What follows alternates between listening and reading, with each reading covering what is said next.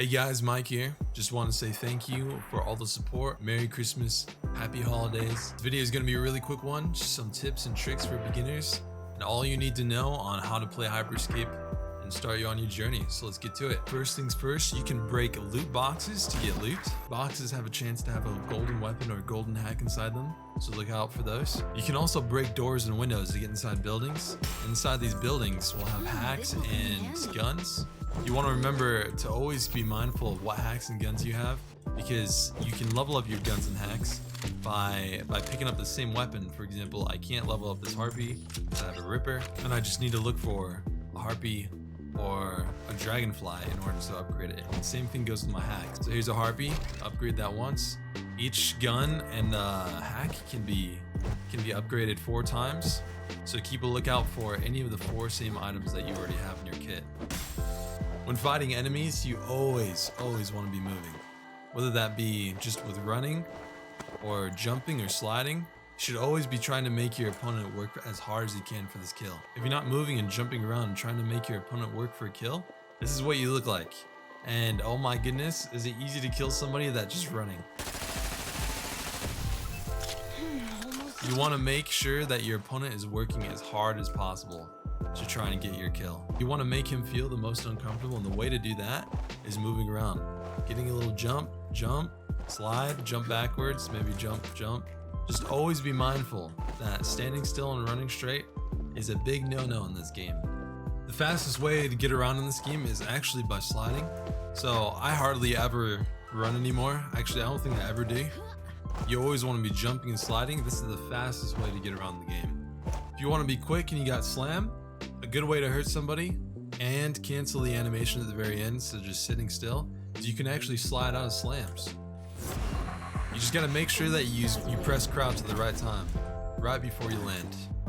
If you have shockwave and you want to get out of something quick, it can act as kind of a slam. It'll knock you up if you use it right below your feet.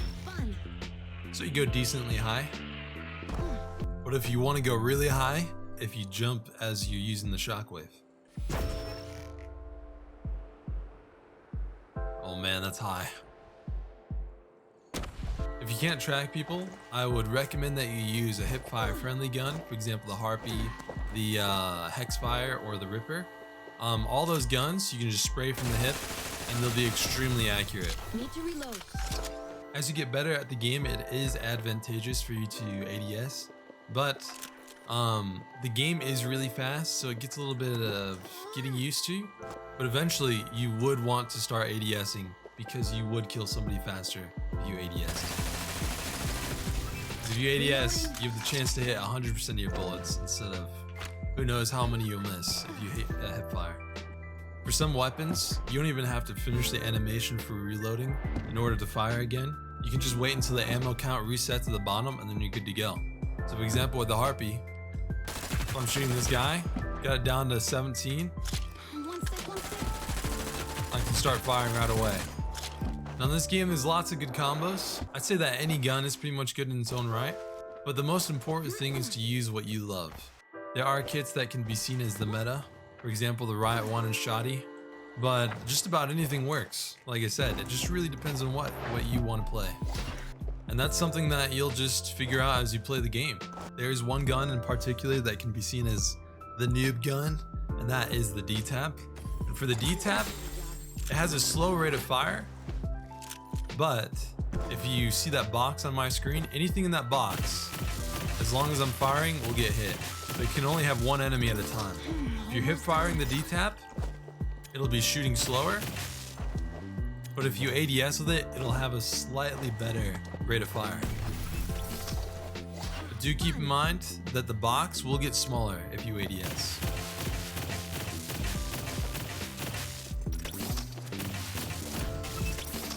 Something that they see in this game is that the time to kill is a little bit high, so you'll be chasing around people a lot.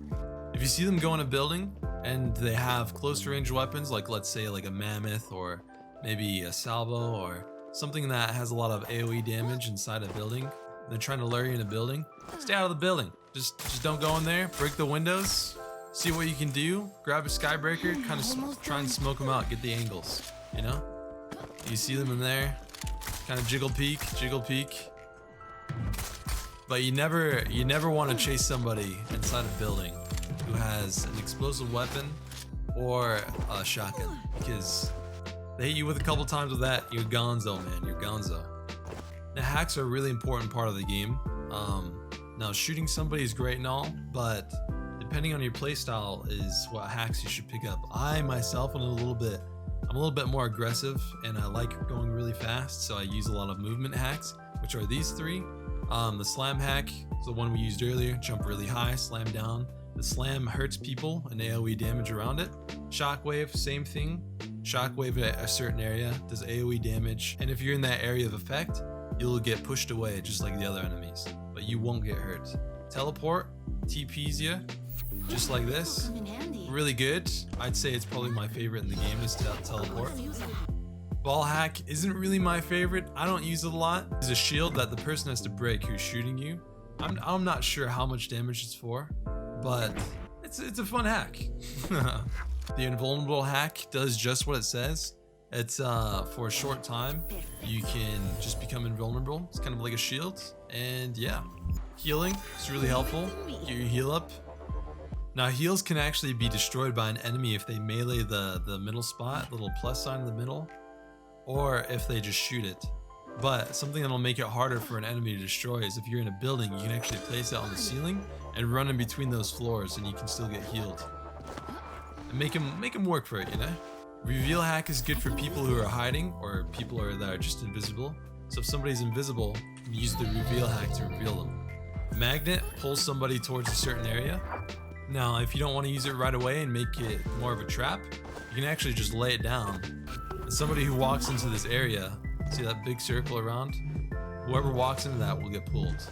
Or invisibility does just that, makes you invisible for a little bit. Now keep in mind though, people can still hear you slide. A mine is pretty good paired with a magnet. Put them both in the same area, they'll get pulled by the magnet, and the mine will start tracking them. Now keep in mind, the mine does have a good tracking system, so you want to break corners and try and move around as much as possible. You can shoot it to kill it, but obviously with mine, you can't shoot your own. The platform is a really cool hack. You can use it to make a little platform somewhere. Just walk around on it, maybe set up a little area where you can snipe people. Now keep in mind though, if somebody shoots it, it does only have 1 HP, so it can break very easily. Now the wall hack is basically the vertical form of platform. If you use a wall below you, you'll get put on top of it. The wall's pretty strong. Takes a decent amount of time to break. Kind of like to think of it as like a little Fortnite duo type of thing. Make a little fortress right here. I don't know. You know, just shoot over it. Now, when it comes to anything outside the game, for example, Battle Pass, you can actually watch streams to get XP for your Battle Pass by voting for events and collecting the XP at the end of each match.